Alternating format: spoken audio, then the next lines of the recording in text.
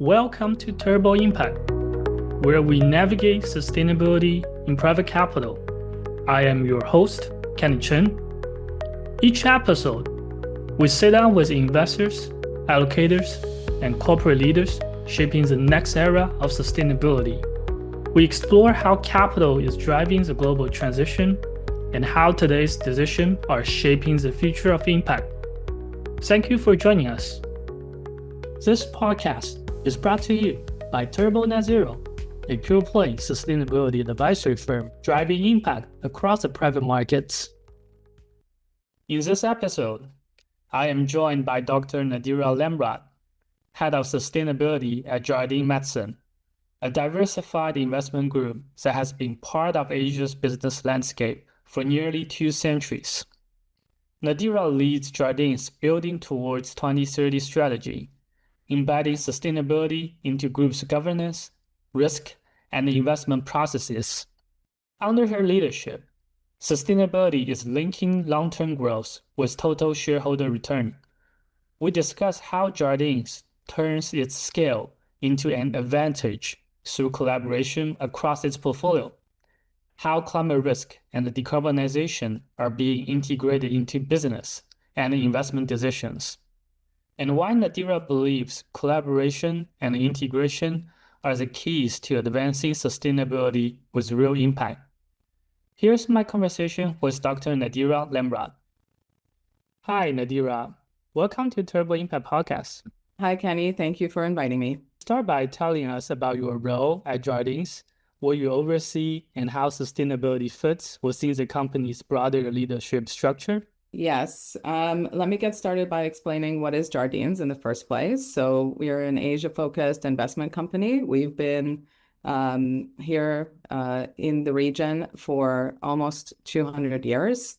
And we have a portfolio of companies that is quite wide-ranging in sectors, starting with the property value chain, construction, engineering, property development and management, and going all the way through to consumer goods and hospitality, auto sales and dealerships and manufacturing. So it's a really wide-ranging group of organizations. And what I oversee is sustainability. So I'm the head of sustainability at the corporate office, and where it fits in the structure. So I report into the legal function. So I'm under the general counsel. The governance of sustainability is very much embedded into the regular governance structure of the organization. So what we do is we make sure that we are integrating sustainability into every aspect of the management's reporting, so into the board. So for example, at the audit committee, we're talking about climate risk, and we'll get into that a bit later.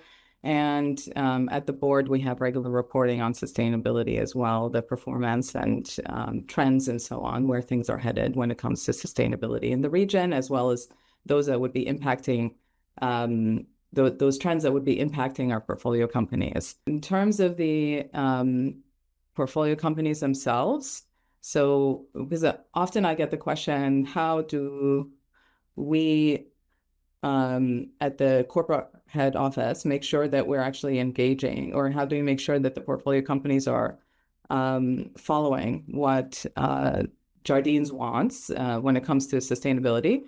So I think that it's very much our responsibility to make sure that we're engaging the portfolio companies and making sure that they understand what we are looking for, what our objectives are. And then our role is very much to support as much as we can from the center out to the portfolio companies to make sure that we're ensuring alignment as much as possible. So part of that is having these working groups at the working level. So starting from my level and the rest of the teams across the different companies. So each of them has their own sustainability teams or individuals responsible for sustainability. And our job is to engage with them regularly, make sure we have really good sight of what's happening, regular communication on where things are headed and any challenges that they're facing and so on, so that we have an open line essentially between the portfolio companies and the head office. As you mentioned, Jardines has been a part of Asia's business landscape for nearly 2 centuries, which is an incredible journey. How does that deep heritage help shape Jardines' sustainability mission today? I think that it's really important to highlight that Jardines has been very much embedded in the region. We're growing with the region. The portfolio companies are very closely linked to the history of the region as well. So I think this is one of the strengths that we have, is that we very much understand the economies here, the business landscape, the environment. And part of that is also being sensitive to the challenges that the region's also facing, especially when it comes to points around sustainability. So whether it's socioeconomic issues or environmental issues and what have you. So even if we didn't technically call it sustainability, Jardines has been actually engaged in multiple different activities that are now under the umbrella of sustainability. So one of the things that I think we had recognized for a long time is that we don't operate in a vacuum, that there are realities on the ground that are impacting the market, and our prospects for growth in the region as a result of that. So one of the things that we really try to highlight when it comes to sustainability here at Jardines is that it is ultimately about the value preservation, and it's also about value creation. So this isn't a nice to have, it's actually really important to making sure that we continue to grow and continue to contribute to the growth of the region as well. Building towards 2030 is at the core of your sustainability strategy. Tell us, how does that strategy connecting with the company's objectives and the way you create value? So one of the big objectives that's been highlighted here recently is the total shareholder return, and a focus on making sure that we're really delivering on that. And I personally feel that actually that total shareholder return and the delivery of that is intricately linked to sustainability performance. Because at the end of the day, again, sustainability is about long-term growth. It balances the current needs with those of the future. It's taking a holistic view of those risks, those opportunities that we're facing. And it's really identifying areas where we need to act to make sure that we're preserving the value that's been created, and also identifying opportunities where we could be actually creating value by understanding full picture. So again, as I mentioned before, it's really about understanding that external environment, looking fully, not just at the commercial aspects, but also about other aspects, where are things headed? Do we see an interesting opportunity around delivering a product or a service that's,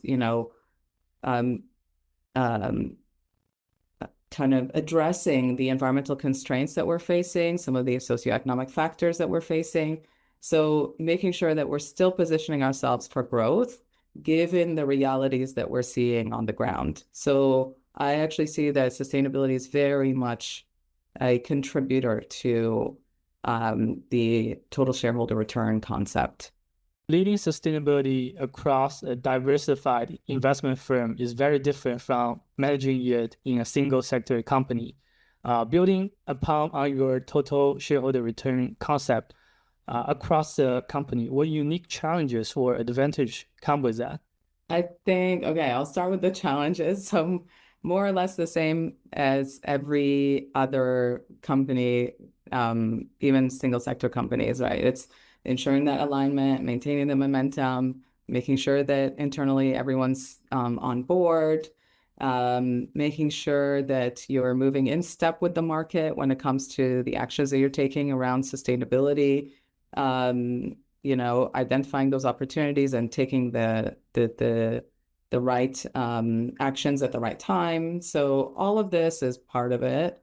I think that the big difference for a company such as Jardines is basically the scale. So we have basically maintaining the momentum, but not just at the corporate head office, but also across the portfolio companies. And the same for, the ensuring alignment, but it's alignment not just with the 200 or so people here at the head office, but with all the rest of the people across the portfolio companies. So that's really the biggest issue area.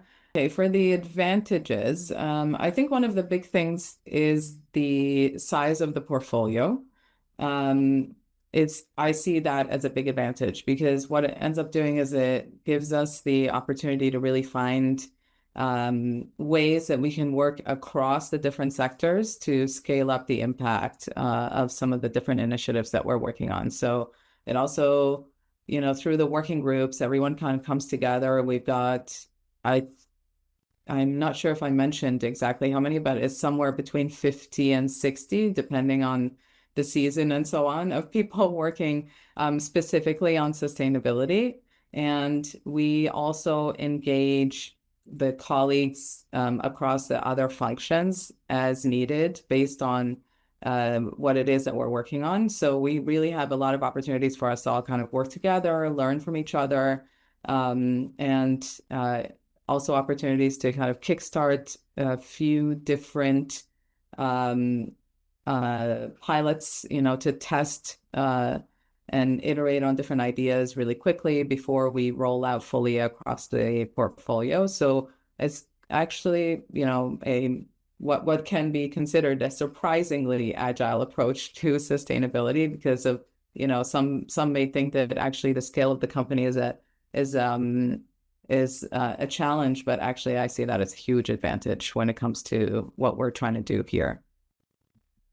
Following up on alignment, because Jardines has a very diverse portfolio where you have your own company level sustainability guideline, and many of your businesses portfolios, they have their own dedicated sustainability teams.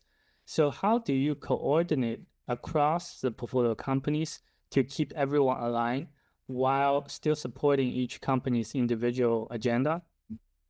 It's a lot of work. I won't lie, but well, basically, we've got a few different platforms and forums where we really engage in that communication because at the end of the day, it comes down to open and consistent communication and messaging around sustainability.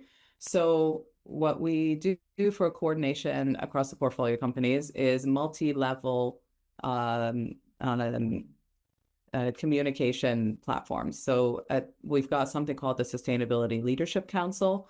That one is for senior leadership. So it's chaired by our chairman, Ben Keswick, and it includes the management, executive management from Jardines. So that includes our general counsel, of course, because he is the most senior responsible for sustainability. It also includes our finance director, who is responsible for ESG data ultimately.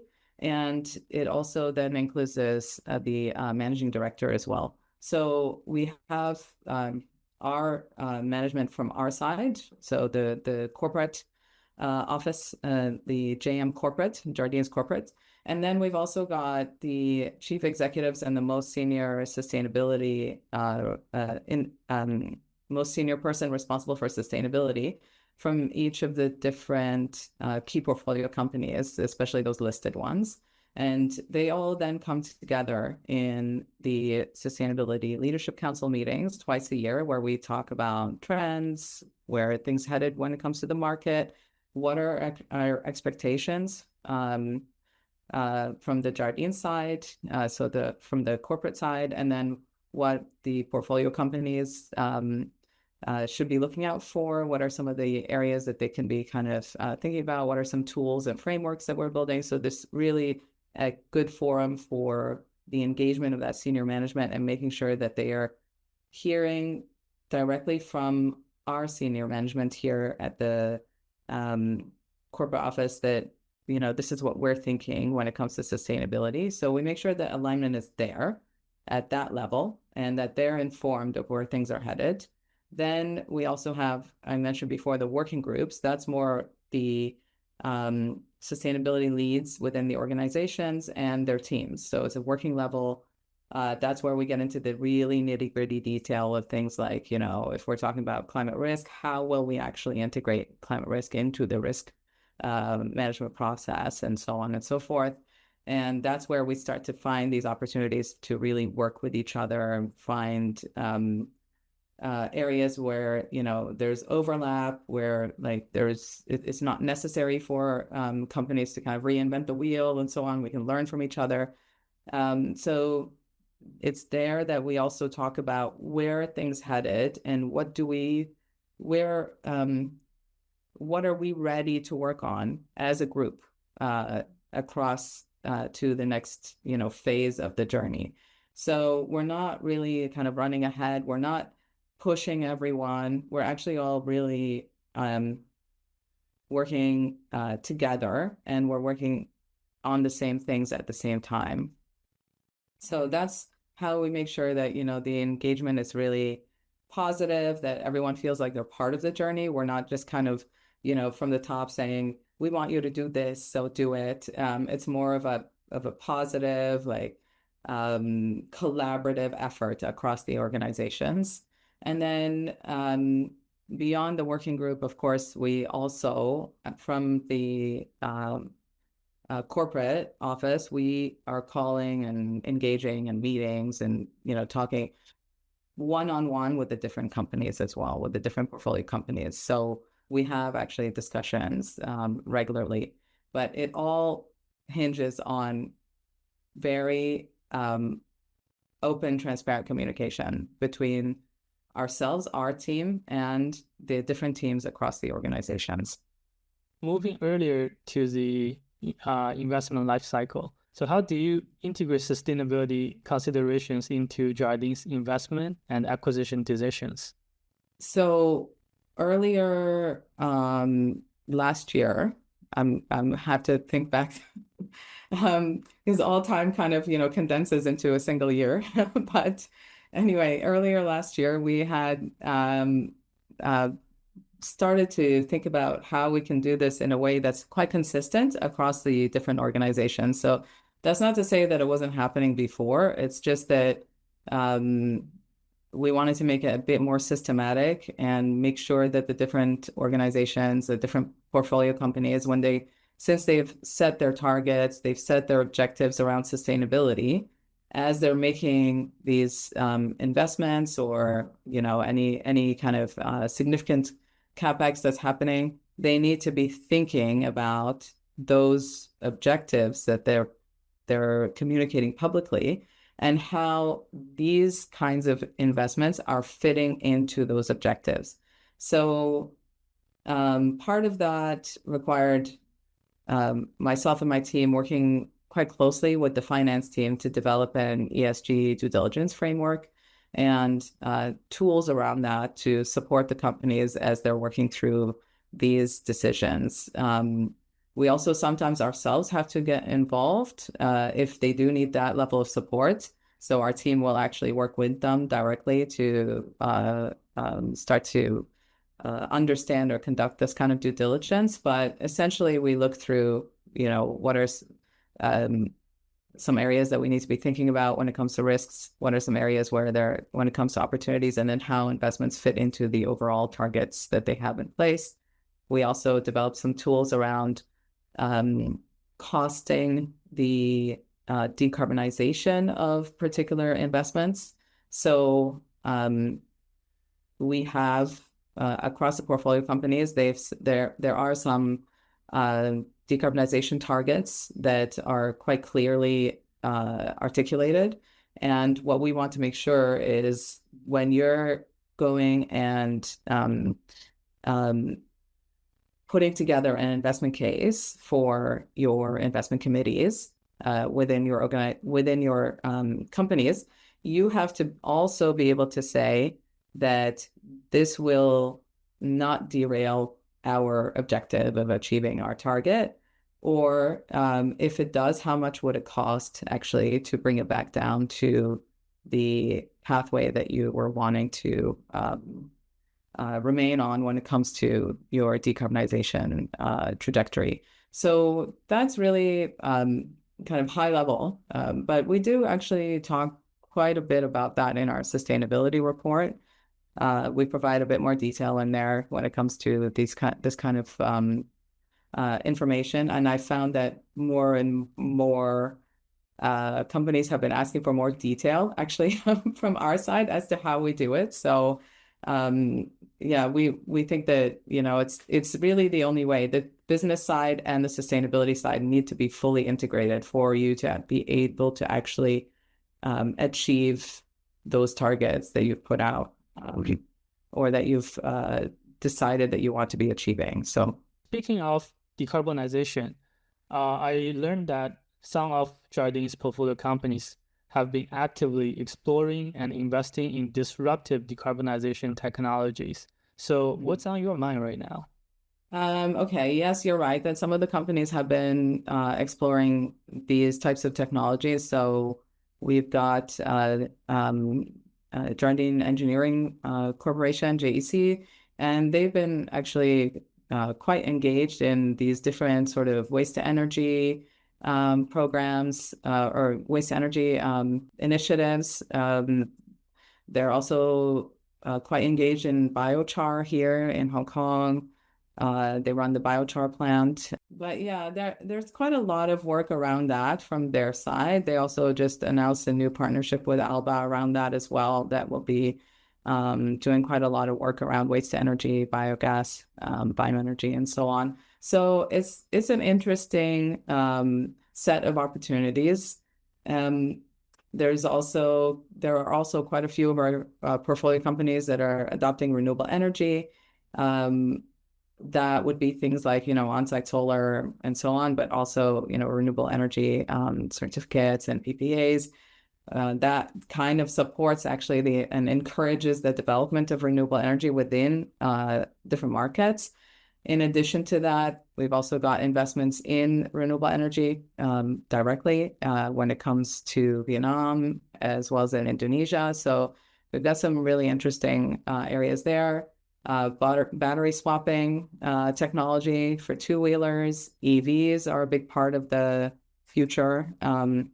But for me here, I'm not kind of going to the companies and saying, you need to look at this as a technology, right? So that's not my role. My role is actually looking at the bigger picture again, and, you know, making sure that our senior leadership at the Jardine corporate office are thinking about, okay, what's next, and are able to actually ask the right questions within their board meetings and within their individual meetings with the different portfolio companies leaders. So for me, it's actually, what I'm thinking about is what's the right pace of adoption for these new technologies? What's the sequencing of adopting these technologies? So, you know, the kind of, how can we sort of support the embedding of these decisions or these questions into the decision-making process?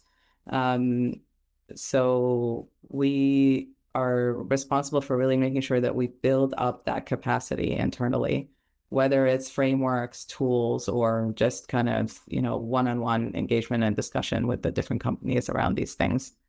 So yeah, we make sure that things are kind of, it's fit for purpose, but at the same time, we need to be able to make sure that they are able to expand, you know, these tools and these frameworks, they kind of expand to meet our needs over time, so that we're not having to build something new every single time that something new happens in the market.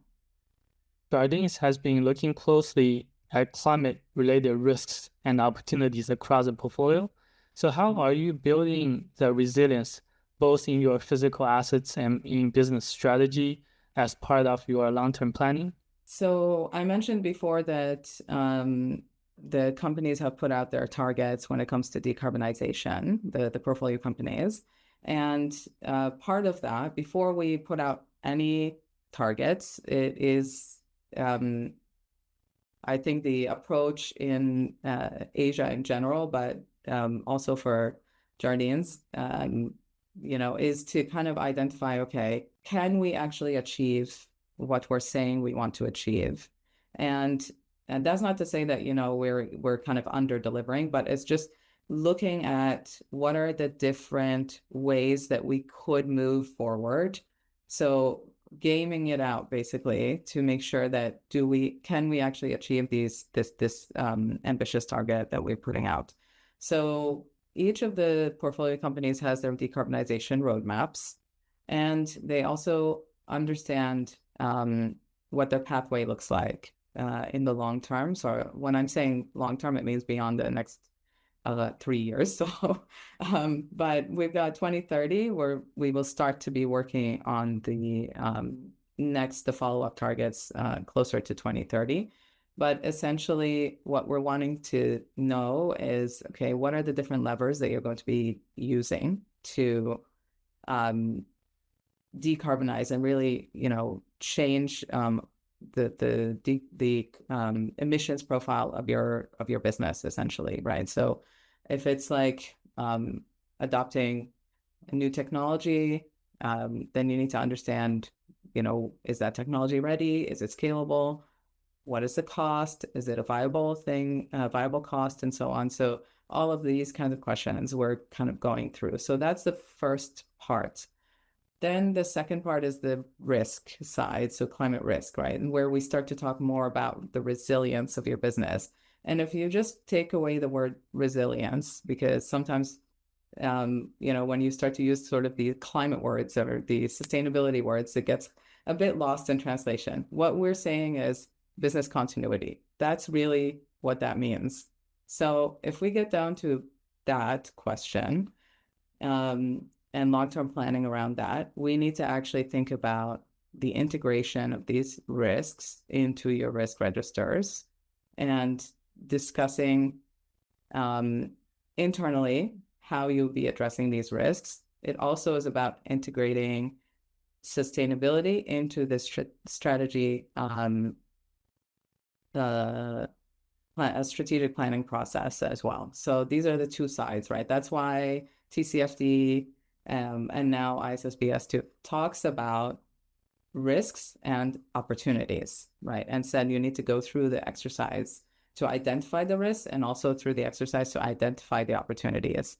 So for the risk integration side, what we did is we started our identification process and the assessment and so on. That all started years ago, but that started with the risk team in place from the very beginning. So all the risk teams across each of the portfolio companies have been involved in identifying the risk, in understanding what we mean by physical risk, what do we mean by transition risk, and so on and so forth, right? So that's sort of that's making sure that it's fully owned and integrated into fully owned by the risk team and integrated into their process. I'm not building a whole new thing just for sustainability. So I think this integration piece is really the key, the secret sauce for us to actually be successful when it comes to achieving what we want to be achieving when it comes to sustainability. So for that, when we first started with the identification, we learned from our risk team, they learned from us as well, right? So what we've learned from our side, sustainability, is that first in the risk registers, we were seeing sustainability or as a single box, right? Or climate as a single box, climate change.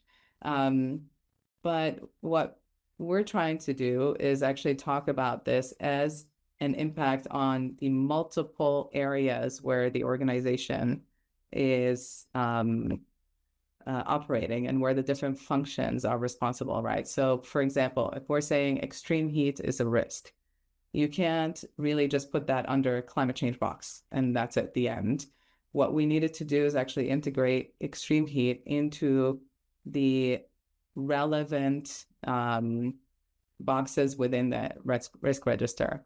So what I mean is, let's say that part of it is one of the impacts of extreme heat is that actually might impact the productivity of workers, especially if they're outdoor workers. And as I mentioned before, we have construction as one of the businesses, the portfolio companies, right? So if you've got construction workers outside and it's hot, very hot, and you're experiencing extreme heat, that means we need to be changing something. That some change needs to happen to make sure that the productivity of those workers is not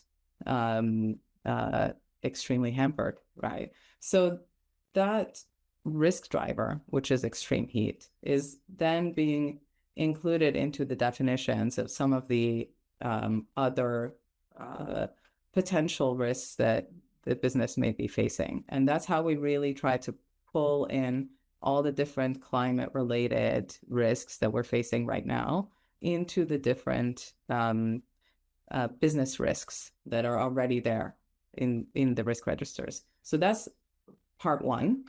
But then the other thing that we learned from our risk colleagues, right, is that actually the risk register doesn't look in the long term the same way that climate change looks in the long term. So we're talking 2050, 2100 if you're doing a proper scenario analysis.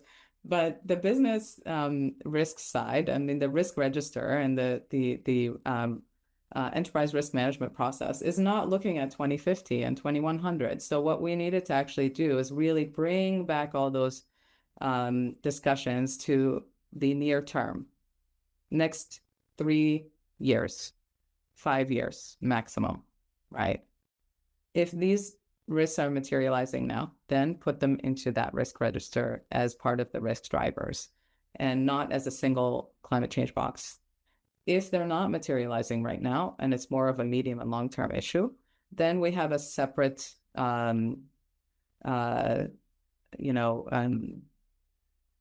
list of risks that we're keeping an eye out on and seeing, when is this risk materializing? When it does materialize, we need to then bring it into the business risk register. So there are two sort of what we call the climate sub-register, that climate risk sub-register. That one is more for the medium and long-term issues, things that maybe we're not seeing right now directly impacting us, but they might in the future. So we just kind of, keep an eye out for now. But everything else that is actually we're seeing now, extreme heat, for example, especially physical risks, we're seeing more and more now. We put that into the business risk register directly. And so, yeah, the responsible people, so if it's whether it's procurement team or, if it's the people and culture team, HR, whether it's actually sustainability team, maybe it could be like the design team, we're not sure, but whichever team it is that actually is responsible for managing these business risks also has to be thinking about these climate risks that they're actually facing at the moment. So we tried really hard to make sure that it's fully integrated into the process that already exists.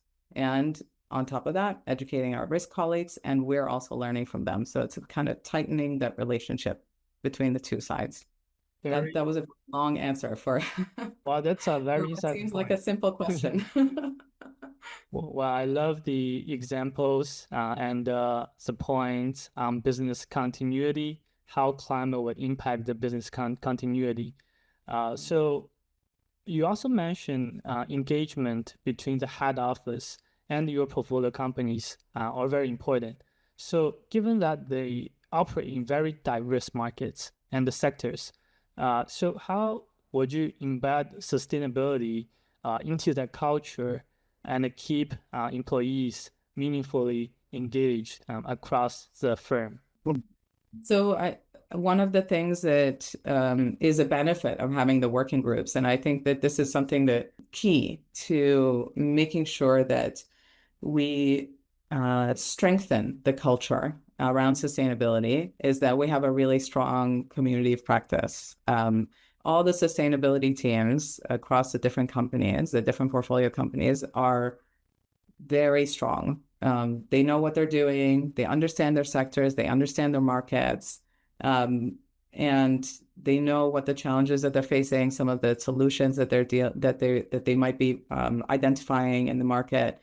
So I think one of the things to kind of point out is that we're not sort of here saying, I'm the expert at the corporate office, and you in the portfolio companies don't, I'm not kind of interested in hearing from you. That's not at all the case.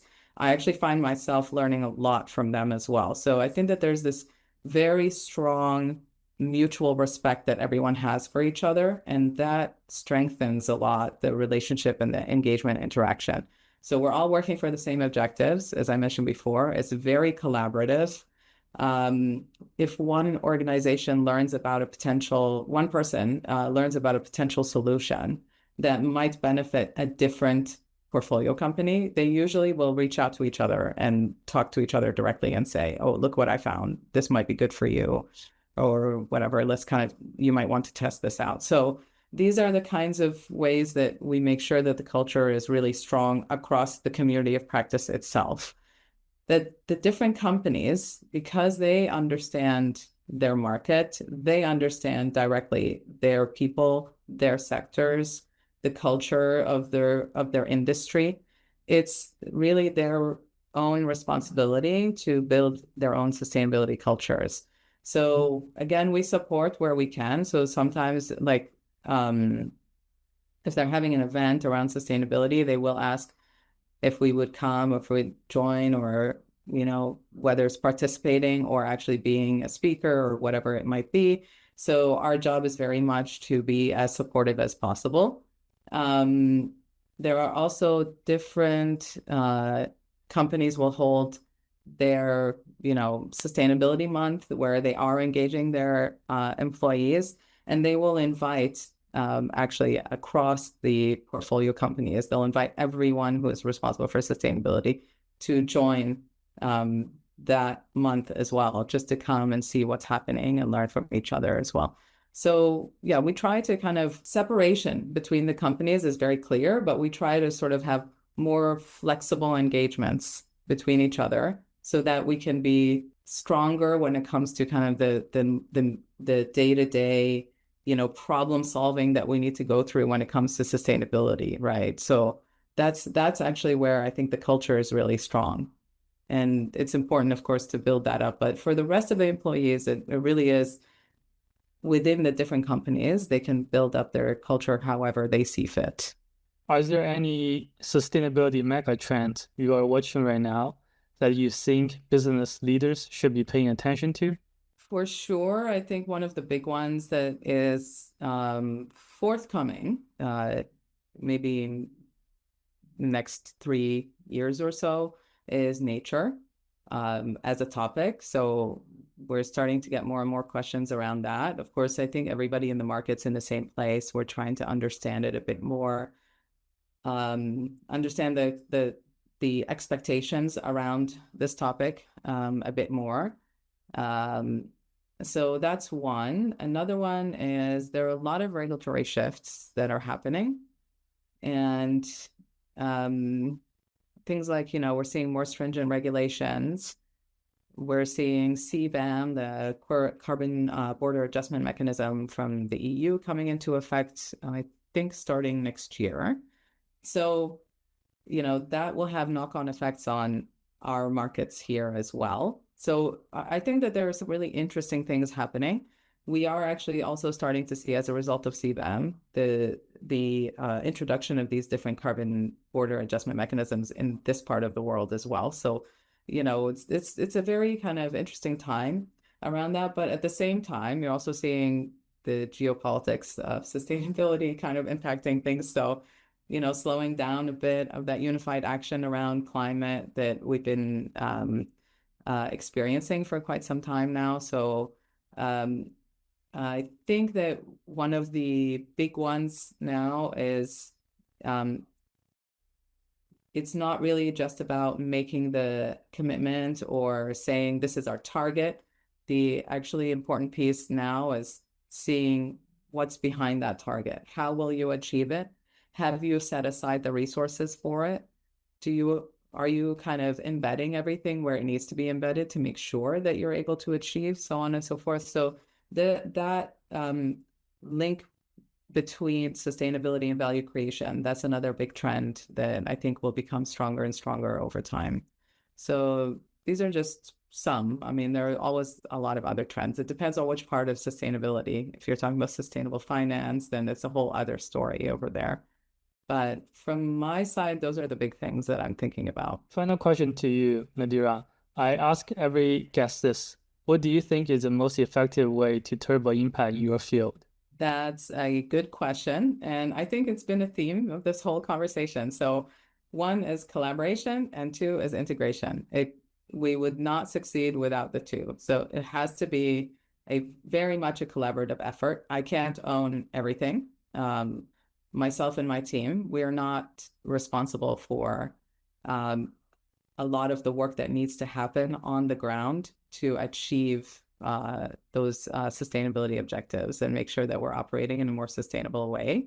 So this is one side of it. The other side is the integration is really, really important. If you don't have that, I think that you end up with a very siloed approach to sustainability. So I'm a strong believer myself that you have to engage the right teams at the right time. And that's why there's a huge advantage in having, for example, your risk team be involved in your climate risk journey from the very beginning. They learn what it is that you're doing. They learn all the language. They know what the different types of risk are, et cetera. And you also learn from our side, from the sustainability practitioner side. We also learn from our colleagues. And we kind of make sure that we're actually bringing all the right skill sets to the same issue, the same problem that we're trying to resolve, right? So that I think these two are really the most important pieces of the puzzle when it comes to sustainability. Thank you, Nadira. Collaboration and the integration. Thanks again for joining us. Thank you very much for inviting us as well.